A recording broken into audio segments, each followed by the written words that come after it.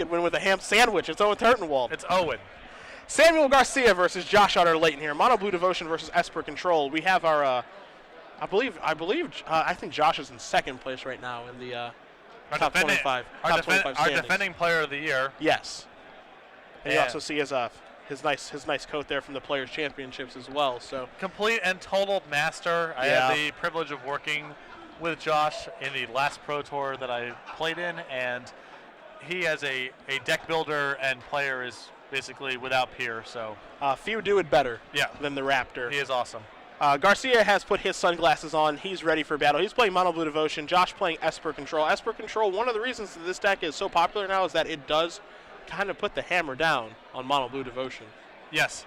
Mono Blue Devotion is not very robust against kind of spot removal. That's one of the best ways to attack it. Esper has that in spades. Mono Black does a better job of that. But Esper, no shortage of removal, a lot of sweepers, healthy amount of power. The Mono Blue Devotion deck can still get kind of these fish draws, or whatever you want to call them, of some pressure and some counter spells to disrupt you, and with the exception of Supreme Verdict, it can be challenging for the Esper deck to get out of those sort of draws. But I do like Esper a lot as a deck in the format and in this matchup as well. So anything spicy about Josh's Esper deck? I know some people are moving towards Devour Flesh nowadays. I don't know if there's any other changes that are happening here. He's got 2 Devour Fleshes, 2 Thoughtseize, is pretty stock list, 2 Blood Baron, a second Aetherling, which is not necessarily industry standard. Okay. A lot of people play 1. Blood Baron in the main has become way more common recently. Yeah. So that would have been noteworthy a couple weeks ago, but I would say it's not noteworthy anymore. Yeah, I mean, taking a look at Garcia's deck list, too, there's not really anything crazy here going on. His spells, of course, are Biden of Thassa, Cyclonic Rift. He's got Jace, Architect of Thought. All of those cards are 2-0s. He's got a bunch of creatures, obviously, to make the devotion count high, to make Master of Waves and Thassa good. He's got a Singleton Omen Speaker, 25 lands. He's got the 20 islands, 4 Mutavaults, and 1 Nykthos, Shrine of Nyx. His sideboard is a lot of 1 and 2-ofs. A Claustrophobia, a couple Wall of Frost, a couple Rapid Hybridization, stuff of that nature, a few counter spells and Gainsay and Negate, but nothing really out of the ordinary from either one of these players. Yep. The second Biden, I guess, would qualify as kind of a different change of direction. The real lack of spells in his game 1 structure, but yeah. Nothing too outrageous here. See, both players going to take a look at their opening hands. You see Garcia's going to take at least 1 mulligan here. Utter Leyton taking a look at, he's got some lands. I know he's got a Thoughtseize and a Azorius Charm hanging out over there. Of course, all of his lands are going to come into play tapped. And one of the things I'm going to be fascinated to actually see happen here is because even though I've been playing Esper a lot recently, I happened to I went X and 2 in Seattle with it. I went 8 and 2, had a blast playing it the entire time. I am no Esper master, which will come as no surprise to you or anybody else at home. So one of the things I'm interested to watch is just to see how Josh sequences lands. Because I think that's one of the things that kind of sets Esper player apart is, when do you play the Temples versus when do you play the Ravnica lands tapped or untapped, and what order do you play those lands? And I think that's a really, really big deal into piloting the deck from being a pretty good pilot to a great pilot. I also think if you can possibly do it, slow rolling the second white mana is important in a lot of places, because when people are determining whether or not they're going to play around Supreme Verdict, if you only have 1 white source, for me at least, that's often the tipping point of I'm not going to play around it because he might not even have double white. Yep. And slow rolling the second white source, it can be super sweet. So there is a Judge's Familiar to start there for Garcia. Josh with just a Godless Shrine. You see Josh is going to be on the play. That means he lost game number 2. And, of course, we do know that he does have an Azorius Charm in his hand, so does he want to play a land untapped this turn? We know he has a Watery Grave, or does he just want to go Thoughtseize you, play a land tapped, or do nothing? He's just going to pass the turn back. Yep. Wants a little more information, doesn't want his Thoughtseize to just run into a Judge's Familiar. He's not under that much pressure, so he can set up his mana, make his land drops. There's not a huge rush to just deploy all this stuff. Now, one thing, if you're familiar with Seattle Magic, what's something Samuel Garcia doing right now is he's using encroachment. Yes, he's using more of the board than Josh. You see that he is taking up about 2/3 of the board right now. Yeah, I call this Space Invaders. Here is a Thoughtseize from Garcia. He's got a Nightfield Spectre, a Jace Architect of Thought, a Thassa, a Bident of Thassa. Excuse me, it's a Master of Waves, not a Thassa. He's got the Bident, he's got a Master, he's got an Island, the Jace, and then the Nightfield Spectre. So I guess it's fairly common for Mono Blue Devotion decks to sideboard a little bit into a slightly longer game against Esper to try to slog through all the attrition elements that they're going to be bringing in against you in the post-board games. The Spectre's going to go away. A Black-White Temple is going to come into play. So there's your Scry. Utter Leyton says, I'm going to keep it on top. I'm happy. You see his hand. He's got a Doomblade. He's got a Blood Baron. He's got an Azorius Charm over there. A lot of powerful tools. And he's going to pass the turn back. One thing you're not going to do, you're not going to rush the Player of the Year. No. He is going to take his sweet time, making sure he does not make a single mistake. Especially with you playing Space Invaders over there. Yeah. If you're going to encroach, I'm going to take my time. Right. Josh going to draw his card. Looks like he kept the blue-black Temple on top, Temple of Deceit. So Samuel's hand feels fairly susceptible to Blood Baron here. Just a fast Blood Baron. Yeah, I mean, this is a card that is actually quite good against Mono Blue Devotion, and it makes it so that you don't have to worry so much about like drawing Aetherling and killing them that way. You can actually get something on the board and change the way that they have to play the game, as there's the 4th land off the top there for Garcia. So what 4-drop is he going to play? He's got Master, he's got Biden, he's got Jace. And I really like the setup from Josh. He's put himself in a position where he's thought seized away Samuel's 3-mana play. Now either 4-mana play that he makes, either if he plays Biden, then Josh can just remove it with Azorius Charm. If it's Jace, that's also fine. He gives an opportunity to stick Blood Baron on basically an empty board. Yeah, which is exactly what he wants to be. So Judge's Familiar gets into the red zone. Josh says Azorius Charm, that back to the top. I bet you're going to be happy drawing that card again, which is definitely not true. So now you can see Utter Leyton, as you mentioned, just untap, play a 5th land untapped, take 2, slam Blood Baron down on what is an empty board, and just take over that way. Yeah. And I would be surprised to see that not be the case, and that's exactly what's going to happen. So Water Your Grave comes in. You see Blood Baron right onto Garcia's land. A fun battle of encroachment taking place here. So much.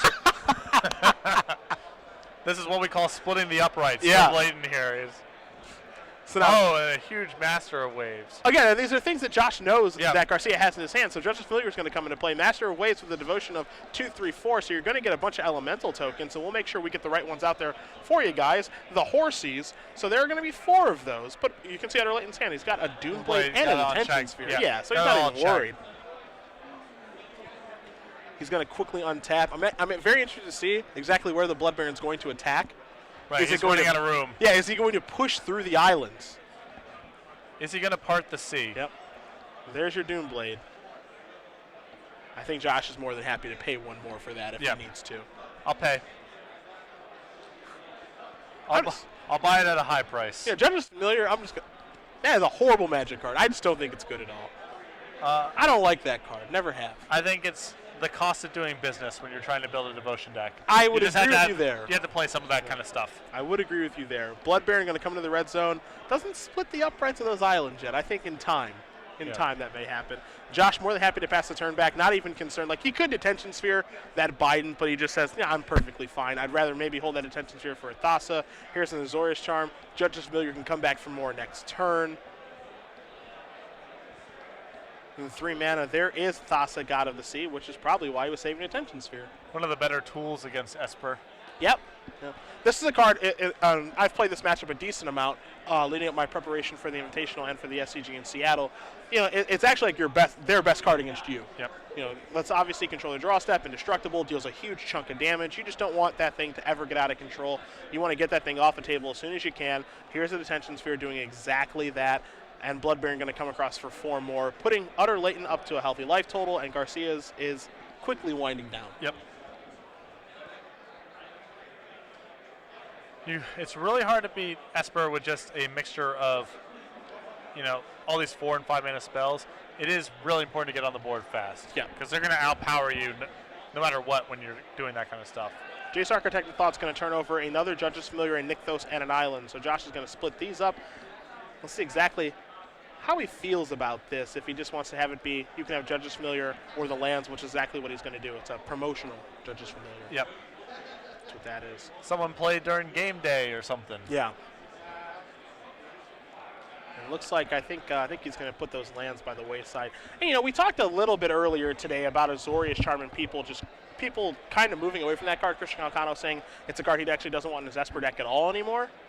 As you see, he's actually going to keep the lands as Garcia puts a Nykthos into play. But this is where you kind of see the power of Azorius Charm, because it's basically been a double time walk in this game. Well, the power of Azorius Charm is it's always the card that you need. Yeah. It's, it helps you find your land drops. It staves off beatdown decks. Also, the lifelink mode also is valuable in closing out games against beatdown decks. And again, it's just never dead. It's not always the most efficient tool to be doing everything, but what is, you know? Yeah. See, Blood Baron says, I'm going to take down Jace. Judge's Familiar wanted to get in the way, but Judge's Familiar is white, and that's not going to happen. Now, here's a Jace from Utter Leyton, and Jace is going to go -2 style. Supreme Verdict, Island Plains. Verdict versus, says Garcia. We'll get that bigger die out there for you on the Jace. And there it is. Does Josh want lands, or does he want Verdict? He says, I want lands. Yeah, when both decks have Jace Archetype of the Thought, I would much rather be the deck flipping over Supreme Verdicts and not the deck flipping over Judge's Familiars. Detention Sphere takes care of the Bident. Utter Leyton knows Garcia's hand right now of a land. There's just a Judge's Familiar, so he is playing virtually with perfect information. Patrick and I in the booth, along with you guys at home, know that Garcia has one land that he can play and one more in the hand. So, and Josh in firm control here. Yeah. I don't see a way really for Samuel to get out of this. And honestly, this is really how this matchup goes a lot of the time. If Thassa doesn't surely show up to the party very early on turn 3 or Nightfield Spectre or something of that nature, this is oftentimes how things go. It's very, very easy for the Esper deck to get control. Now, it always doesn't revolve around a turn 5 Blood Baron and really pressuring the opponent, but a lot of the time they just have a good, healthy amount of control over the game. Yep. And when you force Esper to play on its own turn at sorcery speed and react to the board, Esper is a very beatable deck. Yeah. When you allow it to untap and use its reactive elements against you, its instance on your own turn, it's a really hard deck to beat. Yeah. Josh ticked his Jace up. Judge Familiar comes in. Josh says, I remember the trigger for my Jace, so that Judge Familiar is a 0-1. I'm going to cash in my Jace. Let's take a look at the top 3 cards of my deck. I've got a Sphinx's Revelation and 2 Jaces. Oh. Best of luck splitting those up. I wouldn't stress about that one too much. Yeah. So Josh is going to, I believe he took the Revelation there. Yeah. Put the Jaces on the bottom. In comes the Blood Baron for 4 more. Utter Leyton going to move up to 34. Garcia down to 4. Some people on Twitter at home not a big fan of Garcia's encroachment approach. Oh, I mean, we're well into personal foul territory. This is 15 yards? This is no longer simply encroachment. We're well into taunting at this point. I see. It's all right. If you're not a Seattle magician, you're not familiar with the encroachment style. And Utter Leyton says, that's it and that's all. So Josh Utter Leyton is going to win this match 2-1 over Samuel Garcia. Esper Control defeating Mono Blue Devotion, as it happens to do on occasion. Yeah, there's a lot of matchups where Esper might